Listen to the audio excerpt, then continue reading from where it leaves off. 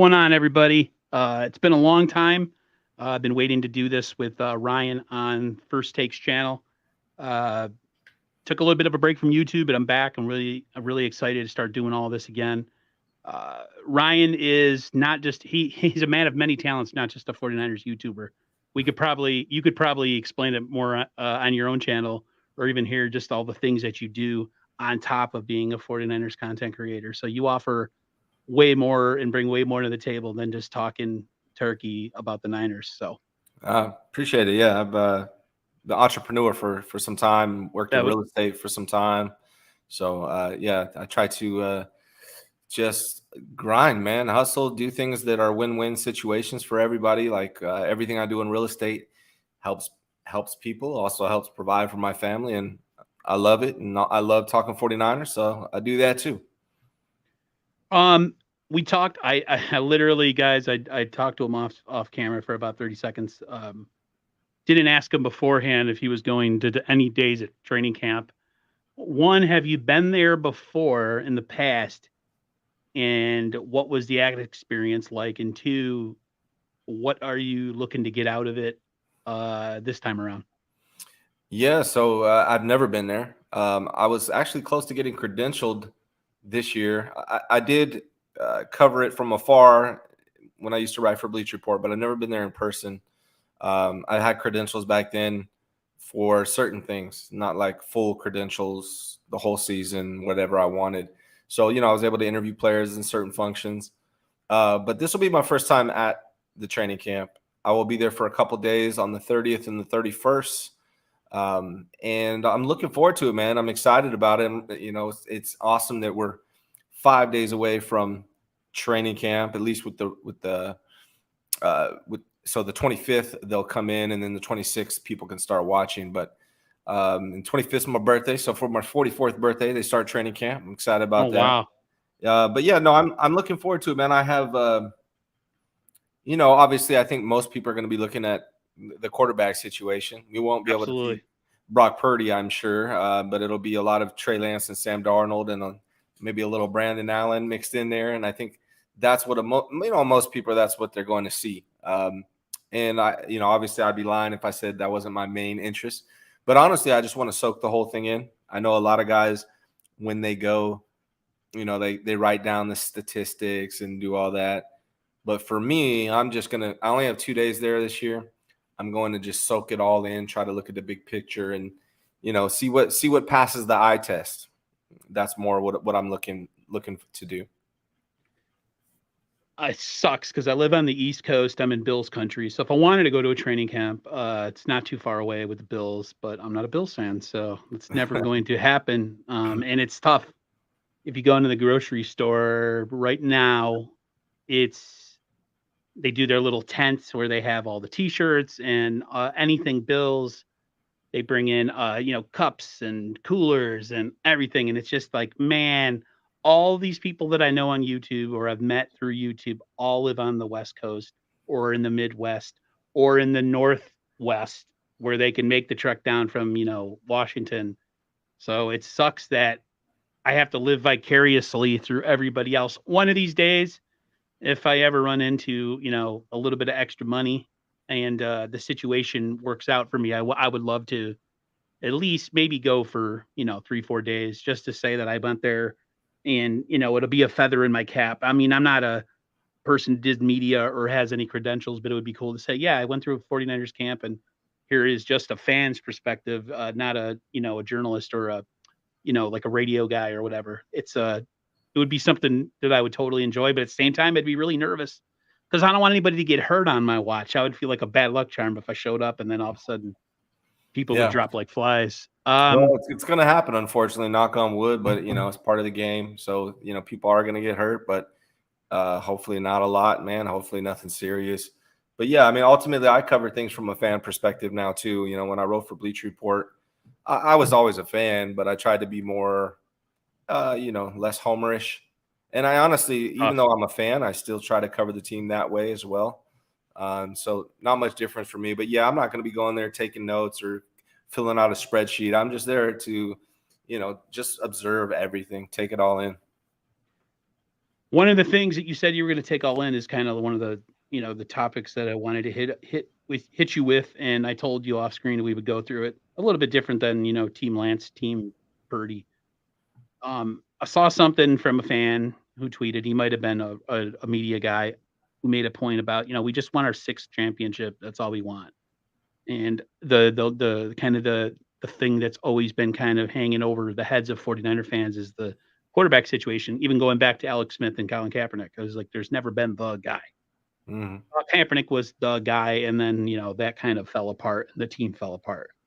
We thought Garoppolo was the guy, or at least I fell for it a little bit during that little stretch where we thought we had something in 2017, but then we quickly realized, he wasn't. He was a good enough to get us there kind of guy, but to get us over the hump is a whole other story. And I kind of think we're the same place right now. Like, I really, really love Brock Purdy, and I think he's fantastic, but is it fool's gold? And then if you look at Trey Lance, it's like he hasn't had his chance, but are you going to be willing to, sacrifice a season to kind of give a guy a run at quarterback, and hopefully he does really well and you can kind of live with his mistakes? Like, that's kind of like what holds them back. It seems like every year for probably the last decade or so. Do you agree that like the Nick Foles of the world is something of an aberration, and that if you want to win a championship, you kind of have to have a blue chip player at quarterback? Oh yeah, I mean, absolutely. I think it's even Nick Foles. If you look at Nick Foles statistically, he was averaging I think he had 6 in the postseason when he won the Super Bowl. He had 6 touchdowns, 1 interception, and was averaging 324 yards a game over the 3 games in the postseason. So even though Nick Foles is not known as some superstar type quarterback, he played like one when he won the Super Bowl in the postseason. I can't remember the last time a 49ers quarterback had 324 yards a game for 3 games consistently, especially in the playoffs, right? So, Steve Young was actually interviewed by Matt Mayoko. I think it was either today or yesterday. Actually, it was during the golf tournament, but Matt released it today. And he said the same thing. You need a superstar quarterback. A defense is not going to carry you to a Super Bowl win anymore. Things have changed substantially. You really need – so you need that superstar quarterback either just on your team in general or at least to play like it during the postseason. Like, guys can get hot. And if one of the 49ers quarterbacks comes out and plays like Nick Foles did during the postseason, that's probably enough. And right now, I don't think we have a superstar quarterback, but it's entirely possible that Brock Purdy, Trey Lance, or even Sam Darnold emerges as that guy, week 18 or in the postseason. So that's what the 49ers need. They can't avoid it. You really need a good quarterback. Last 5 Super Bowl winners have thrown for 40-plus touchdown passes, over 4,000 yards during the season. You need an elite passing game. Maybe one of these guys can be that guy when the postseason arrives. We'll see. Yeah, one of the things that I noticed watching all the Super Bowls that the Niners were either in or got close to, or, they've been kind of revolving around the NFC Championship game for a number of years, is that all the teams that get in there, like, if you're going against a guy with the pedigree of Mahomes, the Eagles, who supposedly had this amazing defense, and yeah, they kicked our ass. There's no way to escape it. Now, there's a lot of factors that people like myself will say, well, the quarterback this and this didn't happen, and if things were different, we don't know. All I know is that you could say what you want about Hurts. He performed amazing in that Super Bowl. Mm-hmm. I feel like that was his coming out party. Yeah. And he hung with him. It wasn't, he made one mistake and it cost him. That's how finite it was between those two teams. And it was like there was no defense in that Super Bowl. Yeah. And a lot of 49er fans and even 49er players like, Fred Warner, and I love all their guys on defense. Don't get me wrong. Like, the era of having a defense that allows 3 points in a Super Bowl to a team like Kansas City is just it's not going to happen. I don't care how good you are on defense. It's just, and to live with that thought of, well, we got a good enough defense. The quarterback just has to make no mistakes and stay out of the way. No, I don't think that applies nowadays in the way the game is just evolved. The game is even, the way that they officiated is officiated to help the offense. So yeah, I agree with you. I saw you were this offseason has been interesting because it's the quarterback thing is really on Twitter. It's taken a life of really people having territory like, it was like it's warfare on there with the way some people take it really personally and it can get really ramped up. But at the end of the day, I don't care who the guy is that becomes the guy, as long as somebody becomes the guy and we get that chance to be, the one holding up the trophy at the end. It's been so long, man. We're the same age. You're about 6 months older than me. So I was a freshman in high school when they won it last. I think we're due. And it's if you listen to other teams, like I have a TikTok, I put up little clips, either of my voice or like stuff. It was an Eagles fan who said, "You guys are a quarterback away from winning a championship. Like that's how good your team is." And I was like, "Wow, coming from your fan base, who they're pretty much psychotic. It's interesting. It's an outsider's perspective, and I 100% agree with it." So, yeah, I mean that's been the case for a long time. We thought we had it with Cap there for a minute for that year and a half where he was just the man, and he was amazing. I was interested in Jimmy Garoppolo as possibly being that guy. I was never really sold on Jimmy, to be honest, but after the 2019 Super Bowl and the postseason, I just was done with Jimmy Garoppolo. And, Brock Purdy, I don't want to call him fool's gold because I feel like what he did was legit. But I think what he did was kind of, it was good. It was mid-range to me. It wasn't an elite display. So I don't think, he's like going to be awful this year. Now he might have some drop off because, just a little bit of that sophomore slump. He's coming off an injury. The schedule is harder and he just got away with a couple last year. So he could have some slight drop off, but I think he's going to be about the same quarterback that we've seen before. Possibly better. I just think it's going to be tough with no offseason for the guy. But I don't know if I would call him fool's gold because I'm one of the, I don't know. There may be some other guys out there, but, I've been covering this team for all of last season. And I was the one always saying, just let's hold on with the Joe Montana, Tom Brady comparisons because I haven't seen anything that convinces me that he's that elite quarterback. I still don't think he's an elite quarterback. I think he's a good quarterback, and I think he will continue to be a good quarterback. But is it enough? I think that's the question that I have. With this defense, it may end up being enough. Like everything may fall into place, and they can pull off a Super Bowl. But it's not. It's the exception that would be the exception to the rule. That would not be the rule. In general, you need that guy. You need an elite top 10 type quarterback at least to really have a good shot at winning a Super Bowl. And unfortunately, I can kind of see us getting there and not winning the thing again this year. That's kind of my prediction. And that's freaking heartbreaking because, these guys have a window and everybody talks about the window and it's, it's like this fictional but yet tangible thing that, this team's got a lot of good players, but eventually people get old, people have to leave because they can't afford them. And like, like I said, I talk about my brother all the time. He's a huge Miami Dolphins fan. He lives in my house. He's like, you guys got to win it. He's like, you guys are in a window. Like, you got to do this. Yeah. And I'm like, tell me about it. I was like, as a fan, it's freaking stressful because I don't want to be the answer to freaking 30 for 30 10 years from now about the team who can never win it. Like, I don't want that. Yeah. So, to me, quarterback's important. The NFC may be down this year, which might be an advantage to the 49ers. I see 4 teams maybe.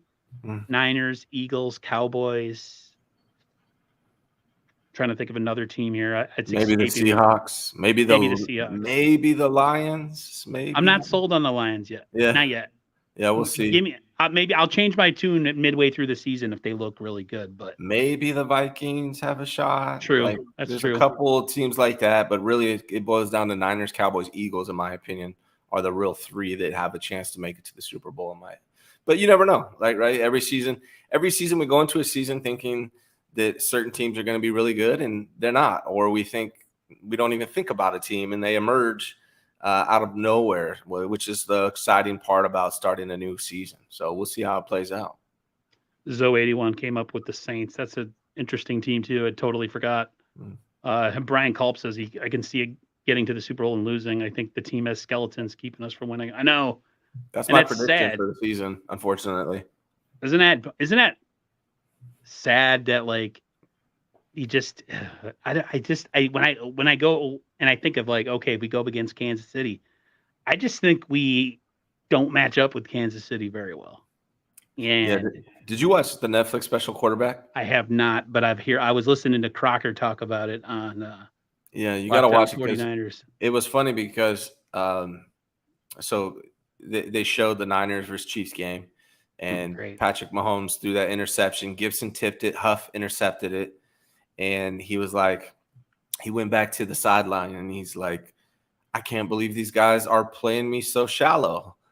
Like, okay, they want me to go deep. Okay, I'll go deep, because basically he said for the last year and a half, he's been facing two high safeties playing deep on him, and the Niners weren't doing that. They were coming up on him, and so he's like, oh, you guys want to do that? And then he proceeded to just dismantle the 49ers and just go deep on them. And that's one of the things that excuse my ramble here, but like No, you see certain guys in the content creation or media trying to compare what Brock Purdy did with Patrick Mahomes. When I brought up the dink and dunk stuff, saying, well, Patrick Mahomes dinks and dunks a lot, but the major difference, the context that they're missing to bring into the picture, is the fact that Patrick Mahomes was dinking and dunking because he had two high safeties playing deep on him the whole time, and he was taking what the defense was giving him. Yep. Whereas Jimmy Garoppolo and Brock Purdy were dinking and dunking despite having 8 guys in the box,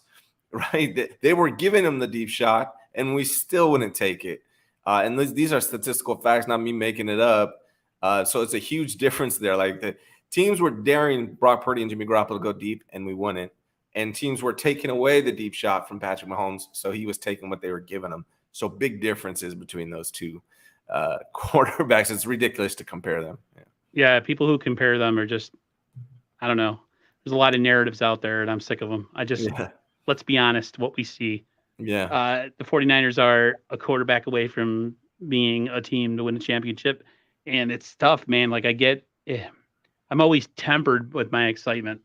Yeah. I've been a fan a long time, going back over 30 years, and the common thread through all that is the years that the Niners won a championship. They always had a quarterback, no ifs, ands, or buts, either Young or Montana. Mm-hmm. So you could feel whatever you want about either of those guys. I'm a Montana guy, although I think Steve Young would be a lot cooler guy to talk to in real life. Montana comes off kind of snobbish, but at the end of the day, both of them were the guys, and there was no question about it. Every time you watch an analyst talk about the Niners, the elephant in the room is, what's the answer at quarterback? And it's a fair assessment. And that's why fans get all mad, like, how come the Niners aren't getting the run or the rub about, being a potential Super Bowl team? It's like, because we have a situation every year that's been going on for 10 years, which is quarterback's a question mark, whether it's injury or, drafting a guy and expecting him to become something. The thing with Trey Lance that gets me is you can make all these comparisons and say that Brock Purdy's the next Joe Montana, but yet which is ridiculous. But then in the same breath, you'll say Brock Purdy's a bust after 4 starts, or he's not good enough. And it's like, or Trey. Yeah.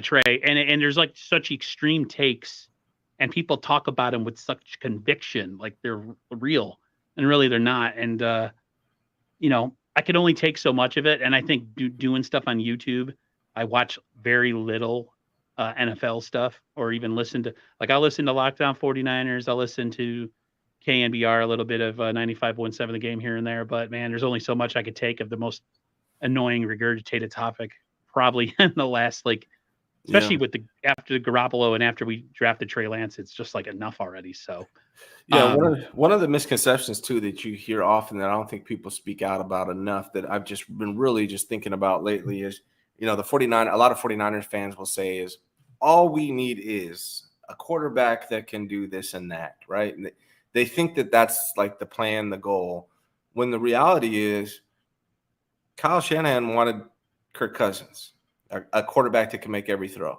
Kyle Shanahan drafted Trey Lance, a quarterback that can make every throw. Kyle Shanahan picked up Sam Darnold, a quarterback that can make every throw. he kind of was stuck with Jimmy. You know, they brought in Jimmy, but that was more of a John Lynch thing, and he was Yep. ready to move on from him quickly. Brock Purdy just kind of emerged. So neither Jimmy or Brock Purdy are Kyle's ideal quarterback, but they've just Purdy's just kind of emerged and forced his hand to be that guy by his good play. So 49er fans think that this is like specifically designed. All we need is a guy that can manage the game and dink and dunk. It's just that's not the case. That's not what Kyle wants based on if you look at who he's went out to get, right? And he's not responsible for Brock Purdy. There's a scout. Some of the scouts are the guys that spotted Brock Purdy. So if you look at the guys Kyle Shanahan actually likes and goes after, he wants a quarterback that can make all the throws. He just hasn't been able to either develop Trey Lance or sign Kirk Cousins, or we'll see what Sam Darnold does. But this isn't Kyle's ideal scenario. And I think fans need to start realizing that. Are you of the mindset, because I've heard this in other places, I'm trying to remember where I heard it from. Yeah. I think it might have been Ted, me and Ted from Ted Talks Ball. He's going to hate me that I forgot his last name. Hazelrig. He thinks that the Niners are boosting up Darnold, but he could be a trade candidate, and that they really think Allen could be the third quarterback. And the fact that he had a decent run as the backup to Joe Burrow and Cincy. Are you of that, or do you think that he's more in line to be the third guy? I think that's tough. You know, I've been consistent saying that they're not going to trade Trey Lance before week 1 or on draft day. I continue to say that, but I think it's a possibility that Trey Lance or Sam Darnold could be traded after week 1, after Brock Purdy is 100% back. But I think it's unlikely. I think they're going to roll with all 3 of those guys based on what happened last year. You know, that's the other thing that's surprising to me is 49ers went through 4 quarterbacks, played 5 if you include CMC last year. And, you know, before they signed Sam Darnold, you know, I was on Grant's show or my show or whoever shows, and we're talking about who could the 49ers get. And, you know, I was always bringing up Sam Darnold as a possibility, as a guy they could go get. So when they signed him, it wasn't a surprise to me. But for some reason, the narrative changed when they signed him. Everyone was like, oh, he's here to replace Trey Lance. And I'm like, they just went through 4 quarterbacks, man. Of course they're going to sign a quarterback like Sam Darnold. They need it. It was smart to do it. But I don't think it means anything other than a hedge. It's a hedge against, is Brock Purdy going to come back healthy? What's Trey Lance going to look like? Are they going to get injured again? So I personally think they're going to try and keep all 3, but we'll see how it works out. I mean, if Trey Lance looks like a baller, then they could definitely trade Sam Darnold. There was a report that came out that Green Bay may be interested in signing Sam Darnold. So we're going to have to see how it works out. The good news is we're getting close to the time where it's all going to start happening. Yeah, it's the $65,000 question, the old game show in the 70s. Yeah. Although it's a lot more money on the line now. I want to jump quickly to defense and talk kind of a 2-parter here. We got the Nick Bosa contract coming up. Hopefully it gets done real soon. And the second part of that is, should they have gone out and got somebody to play across from Farrell, Jackson, Bryant?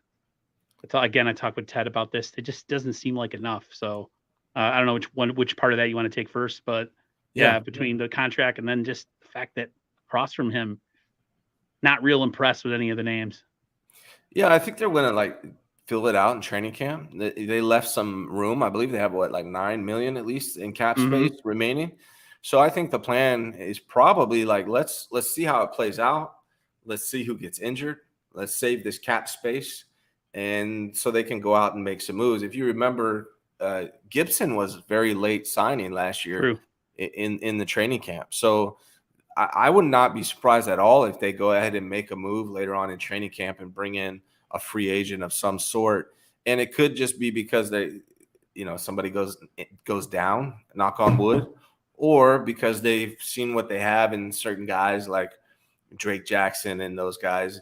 And then they decide, okay, that he's not good enough. We need to bring somebody in. But I think they think Drake Jackson is going to be a guy this year. I think that's kind of what they're hoping for, at least.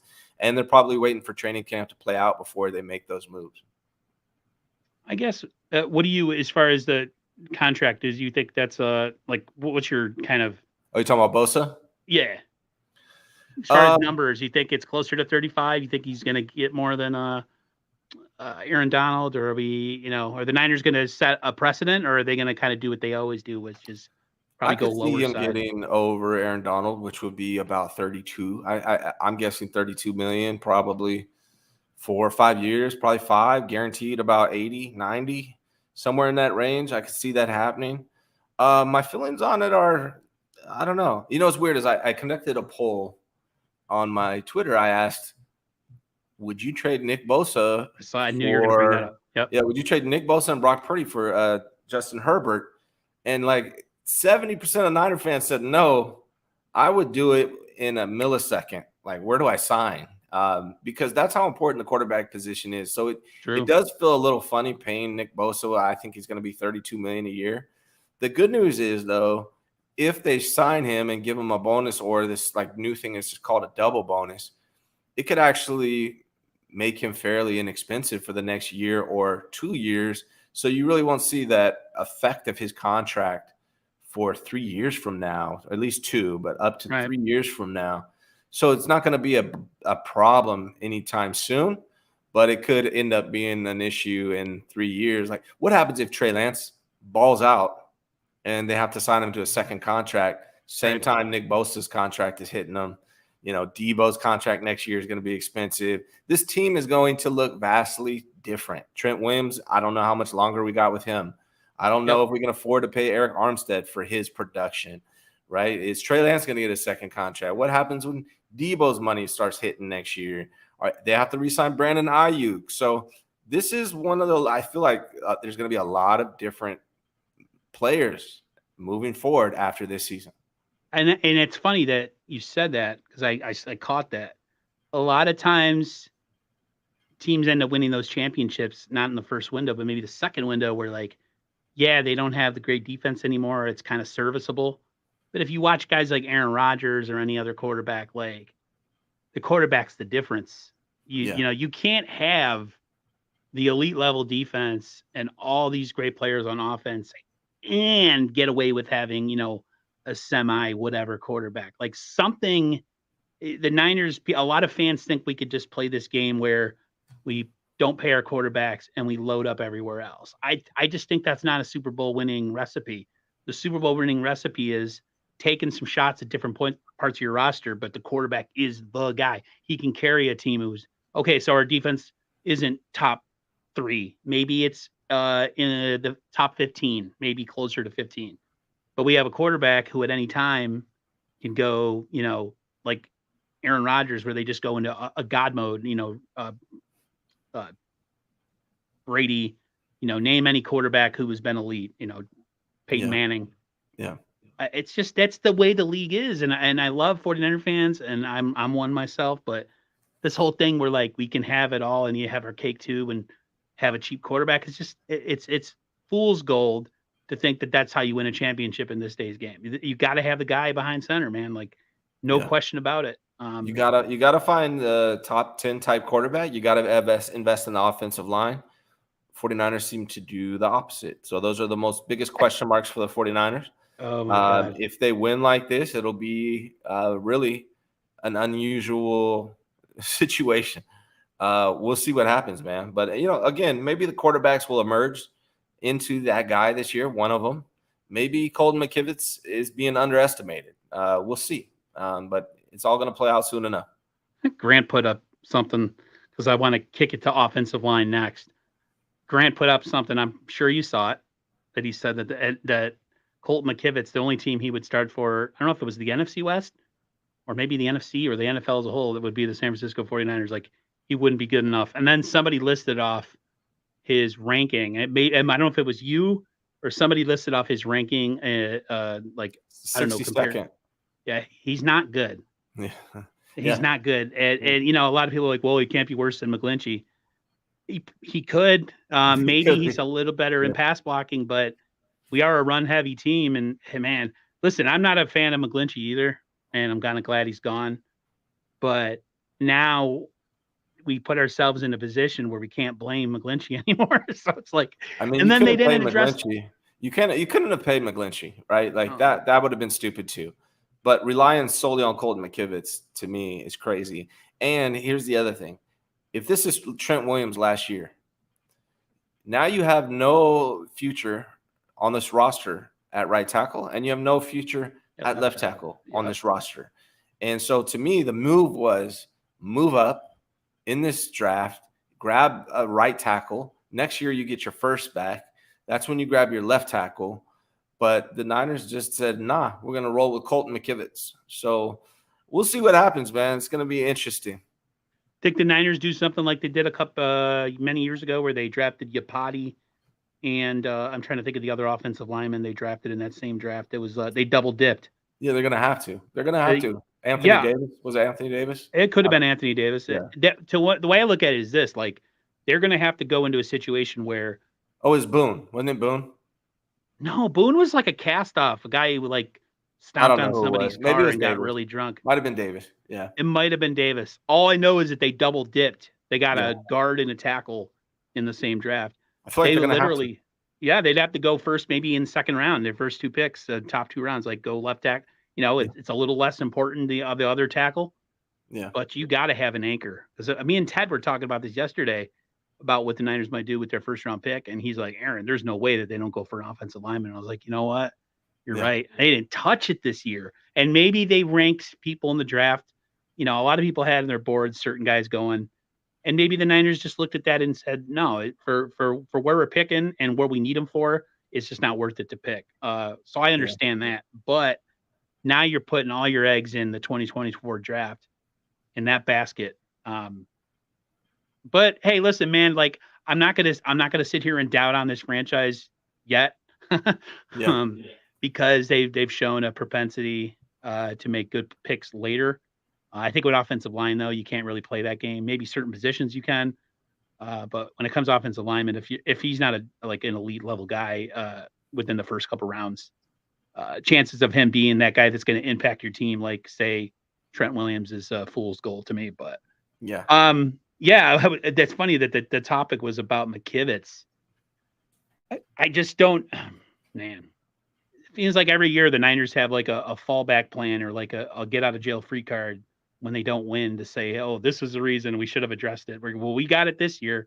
Every year there's always something like, oh, we needed an edge, or, you know, we brought in Dee Ford and Nick Bosa in the same year. And now they go and they address the quarterback position because they feel like maybe Jimmy Garoppolo has a ceiling. And now they have this fallback with the offensive line. I'm telling you, if Trent Williams gets hurt this year, that's huge. Huge. Yeah, they might have to make a midseason trade and go get themselves a tackle from somewhere, from a bad team. So, and I think he's missed 2 or 3 games a year. He's only finished, I think, 2 seasons in his career. And he's not getting younger. No. And it's scary, man. Who would the backup left tackle be right now if Trent Williams went down? I hope it ain't what's his name? He played horrible last year. Moore. Jalen Moore. Yeah, he's really bad. the guy that I think is being slept on a little bit right now is Feliciano. I think John Feliciano is one of the best 5 linemen on this team. I do believe that. I think he's probably better than Colton McKivitz. He could probably be better than Burford. He's definitely better than Brindell. Or excuse me, I think he could be better than Brindell. I think he's probably better than Burford, and he's definitely better than McKivitz. But they may just use him as that piece that can move around. He's played every position on the line except right tackle. He's played left tackle, left guard, center, right guard. Has not played right tackle yet, but I think he could. So he may be the savior this season. So I wouldn't be surprised if that happens. I want to jump back to pass rush real quick. This question / comment from How About Them Niners. I've been saying this all along. He said a perfect addition to this roster at this point would be someone like Justin Houston.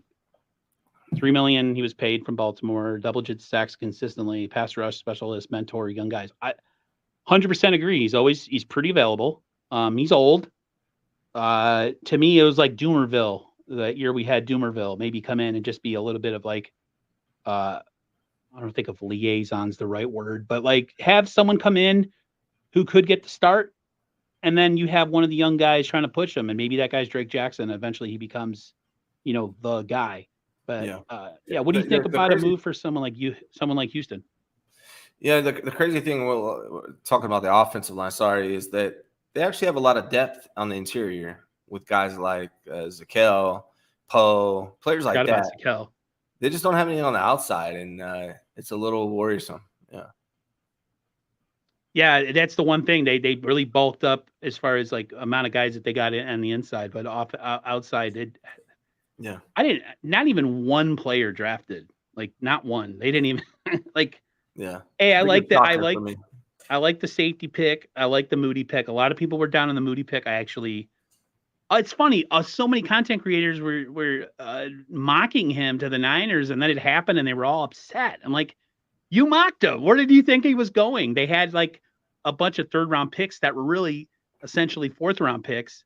I didn't have a problem with it. I understand that there's other things that they need, but like, you're not going to pay an old kicker $5 million who, can't kick off, has a weak leg, and yeah, it might be money in the playoffs, but I just at some point, it would be nice to see the 49ers have a kicker that could, because I think our special teams, as far as like kickoffs and stuff, has been atrocious for years. I mean, Yeah, the amount now of they changed the rule to where it's less important, and that's when they signed Moody. That's when they signed Moody. They have Moody's might play a really crucial role, man. I mean, this season could, end on Jake Moody's leg, a rookie, That would be for good or bad. And that's a lot of pressure for a young guy. I wanted Moody on the team. I thought he would make it to the 5th, but it sounds like somebody was going to snatch him before that. So it doesn't bother me. Hopefully he lives up to his draft status and he is that clutch kicker that the 49ers need. So we'll see.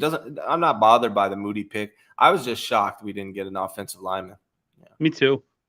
And it might come back as, like I said, it'd be one of those things where John Lynch talks about in their press conference post-season where they talk about things that they need to improve on, and be like, everybody in the world knew you were supposed to take a tackle in the draft, but that was, that's neither here or there. You can't really do anything.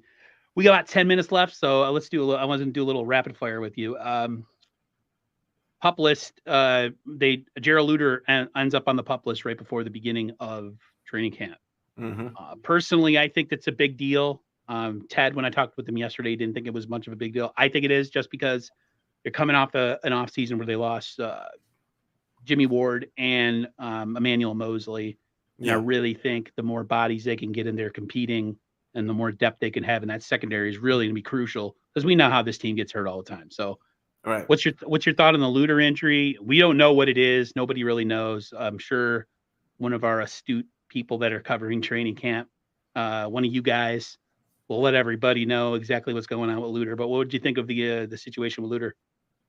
Yeah, I mean, it obviously depends on what it is. It's funny, or not funny, but ironic funny is a day before they announced Luter is going to the pup list, I said, why is nobody talking about Luter? I think this guy's a sleeper. He's going to be awesome, and something like that. And the next day he's out. So, I mean, it could be a big deal, but I mean, they do have the starters in place right now with Lenore and Isaiah Oliver, and obviously Charvarius Ward. Those are your probably 3 starting corners, I'm guessing. And they still got Womack, guys like that. They got a couple young rookie dudes. They got Hartsfield from the Carolina Panthers too. Yeah, they got Hartsfield. There's another guy. He's a rookie. I can't think of his name right now, but he's pretty decent from what I've heard. He's a good return man, and he jumped out in OTAs. He actually looked really good. So I think they're going to be okay, and it also depends on what's the injury, right? If it's just something minor, he may be fine. Probably who knows? Could be a hamstring, something that he'll bounce back from at some point. So I'm not panicking over it yet, but it is a little scary that it's already began, the injuries, and unfortunately, Niners are top 5 under Kyle Shanahan when it comes to injuries since he's been here. So. Such an awesome list to be a part of every single year. Yeah. Let's see. There's a couple different. I mean, this is like a rookie kind of making an impact list. Rookie that you see possibly making an impact. I don't think Beal makes an impact this year. I think a lot of people overhyped his draft status. If you listen to someone like Crocker and Peacock, they really kind of, not necessarily poo-pooed, but they really were like, listen, guys, this guy is a project. Mm-hmm. He didn't really stand out in college, didn't have big numbers, and he played, he was there for a long time. So that. Then of course we have Jair Brown, D Winters, Ronnie Bell. I think Bell personally, because Winters was said to have been out of shape coming into OTAs, and Jair Brown. I mean, how much impact does he have with the two starting safeties already being there? You have a guy personally? I think it could be Jair Brown. I think he's really Okay. talented, and I could see him. Man, I think he's so good that he could even give Gibson a run for his money by week 1. But if one of those guys goes down, either Huff or Gibson, he's next man in line at either position. I think Jair Brown, and there may be certain set, defenses. They run a 3 safety defense under Wilkes. Who knows? On occasion, but I think he's going to be sprinkled in. He'll be definitely effective on special teams right away. I think Jair Brown is probably going to be that guy. I really see him as like a 10-year franchise player. Him and Huff are going to be together for a long time, is my opinion. Yeah. It's funny because I said that if they miss on him, they could, just go back into the first round. And that's when Ted told me, no, they need a tackle. Like he needs to hit. His game is a little similar to Hufunga's, and I think that's where at least my worries come from is like, the top end speed isn't there. Change direction's a little bit iffy, again, like Hufunga. But also he's a playmaker and he's around the ball a lot. So Hufunga, yeah. I had a safe. Sorry to interrupt, but I had a safety. I can't even remember the guy's name. A former NFL safety was on my channel, and I can't remember his name. That's pretty bad. It wasn't that long ago either. But anyways, he came on, and I asked him those questions about the speed, and he said, it's not as important as you think at safety. It's more about your instincts and your ability to recognize plays and jump on it. So he says it doesn't bother him. So I'm hoping that's the case. But yeah, I mean, we got Huff and Jair Brown basically have similar speed. But according to this guy who plays safety for the Cardinals, his brother's the oldest player in the NFL right now, I think. I can't remember his name. I'm trying to guess too. His brother's a pass rusher. He played for the Panthers. Now he's on Atlanta. He's like the oldest player in the NFL. But anyways, he was on my show, and he said that he wasn't worried about the top end speed when it comes to Jair Brown or Huff. As long as they have the instincts, and it seems like they both do. So I think they're going to be good, man. Yeah, my brother was watching Huff with me last year. He's like, man, you guys just continue to find these guys. Let's jump to real quickly who you think will emerge as, and I'm kind of jumping around here, halfback number 2. I know a lot of people are saying, oh, that's easy. It's Elijah Mitchell. And I'm like, not really. I mean, he's always hurt. He, the first 2 years in the league, he's been out more than he's played. If anything, JP Mason is my guy. People don't really, I know. And then of course we have Ty Davis Price and everything, but man, the injury issues with Elijah Mitchell really hurt the 49ers. Cause when he's healthy and him and Christian McCaffrey are sharing carries, and then you got all the other weapons, the Niners offense is really hard to play defense against because they could just, they can hit you from so many ways. And the fact that, we don't know what his health is, and he missed parts of OTA already with injuries. So yeah, who's your running back 2? Is it still Elijah Mitchell, or are you going to jump on another guy? Is it an undrafted guy? Well, if healthy, it's going to be Elijah Mitchell, no question, I would say. But the odds that Elijah Mitchell plays a full season is very slim. And if we're being honest, again, I'm going to knock on wood here because I don't like talking about this stuff. But if CMC makes it a full season, that would be strange as well. Because if you look at his track record, I don't think he's done that often. So Elijah Mitchell, if you're betting money based on his track record, he's not going to play a full season. And Christian McCaffrey, even, unfortunately, I don't hate saying this because I hope it doesn't happen, but he's injury prone as well. I mean, it was great. He played through his all season last year, but it's up to Kyle a lot to keep these guys healthy. He needs to play running back by committee and not be using CMC as much as he did last year. He falls in love with people way too much. Well, you look at 2019 during the Super Bowl run, it was running back by committee, and he stopped doing that ever since. He needs to get back to that. And ultimately, the point I'm trying to make is that Mason is going to have opportunity this year. I would be surprised if he doesn't. And if I'm being honest, he should be your third and short goal line back anyways, regardless of whether Elijah Mitchell and CMC are healthy. I think he's the best short yardage back that we have, regardless. So I expect a big year from Jordan Mason. Me too. He looked electrifying. Um, Not like The Rock, but he looked electrifying in his little bit limited. He had a lot of people always compare him a little bit to what's his name who used to play on the Seahawks, Oh, running Marshawn back. Lynch. Yeah. Yeah, like a baby Lynch, and I see it. I see the Well, the guy, I mean, physicality. think about this. He averaged 6 yards per carry, and most of his runs came against defenses that knew that they were going to run. It's the end of games. They're just trying to run out the clock. They stack the box, and he still averaged 6 yards per carry. Yeah, still breaks it. That's Yeah. That's wow. That's awesome. Yeah. I hope he stays healthy this year and plays well. And then lastly, I don't know. I mean, we're the same age. What do you what do you think of these stupid Madden ratings? I feel like the Oh, 49ers are getting underestimated a lot, man. They yeah. can't give us 199 guy, not one. You know, a lot of Hargraves rated an 84 out of defensive tackles. Like, is Yeah. that stuff? Are you one of those people that just looks at stuff like that and is like, whatever? Or are you like, man, I hope the players look at that as a sign of disrespect? Like, what's your mindset? Both. I don't care. Like I play. Honestly, I don't. I have 3 boys, and they hog the video games. I barely ever get a chance to play video games. Maybe like an hour every 2 months, I might be able to get on. Like, we have 2 PlayStations, and they're on them all day long. So I don't get many days on Madden, or much time playing games anymore. But I will say I could care less what Madden says to me. Like, it doesn't matter. But I hope the players do. I hope it pisses them off, because I want the Niners to be underestimated. I prefer that. Then I don't like they're so great, they're so amazing, and let it get to their head. I want them to be underestimated. I want them to have chips on their shoulders. So I welcome it. I wish they had them lower.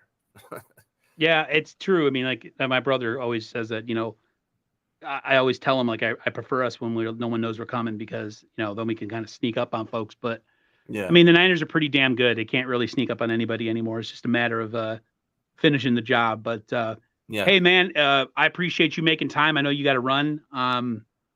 Any big time stuff happening on the channel this week? I mean, most of the people that watch here know who you are. But Yeah. for anybody that doesn't, I mean, you're in. I have like a top 4 of guys that I watch. I mean, you came on fast.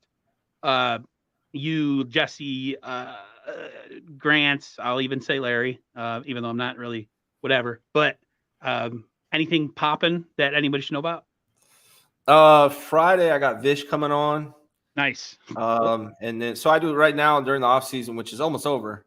But I do Tuesdays at 10, Friday at noon, and then I have a call-in show every Sunday, which is becoming my favorite show lately, where 49 fans just call in. It's a lot of fun Sunday mornings at 10 a.m. But other than that, no, man. Just if you don't subscribe to my channel, please do. I'm trying to hit 4K.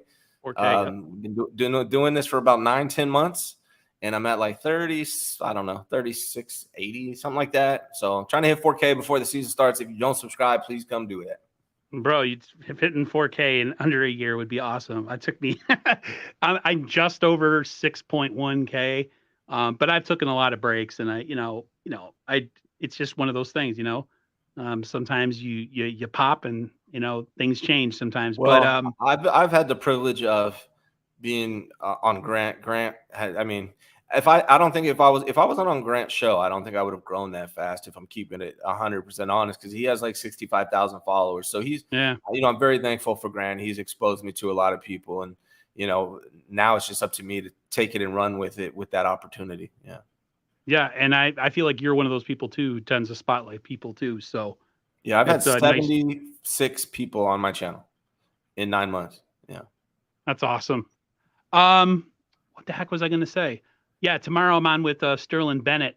I've been lucky this week with all you guys. I appreciate you coming on. Appreciate everybody for popping in, who did pop in. I know it was for East Coast time. It's kind of a random stream, but thank you so much, everyone. Everybody take care and have a great rest of your day.